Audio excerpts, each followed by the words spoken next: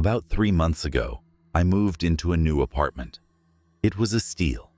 Great location, cheap rent, and the landlord seemed desperate to get someone in quickly. Honestly, I didn't think much of it at the time. I should have. From the very first night, there was this odd smell in the place.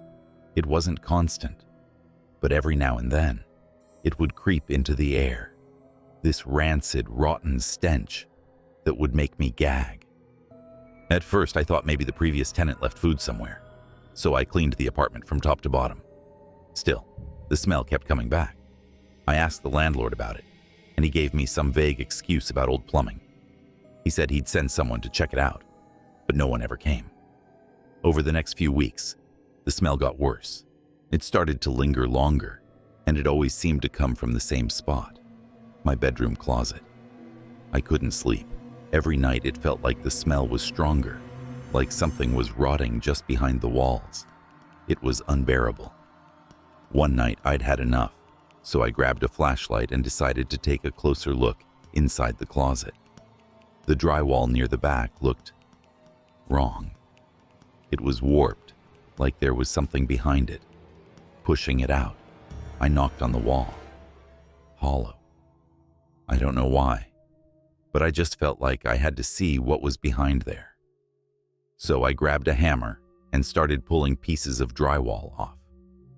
I only got about halfway through when the smell hit me, full force.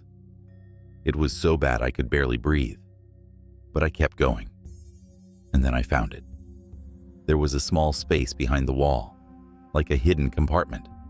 And inside, crammed into that space, was a body. A man, decayed beyond recognition. His skin was gray, his clothes tattered.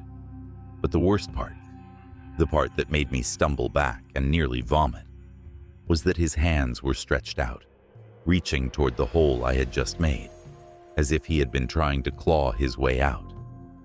I called the police, of course. They said the man had likely been dead for years, maybe even a decade. The smell? That was from his body slowly breaking through the layers of wall and plaster over time. They never found out who he was or how he ended up there. But here's the thing.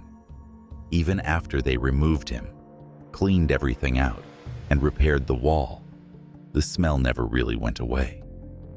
Some nights, I wake up and it's there, thick, nauseating, like it's seeping through the walls again. And sometimes, in the dead of night, I hear faint scratching,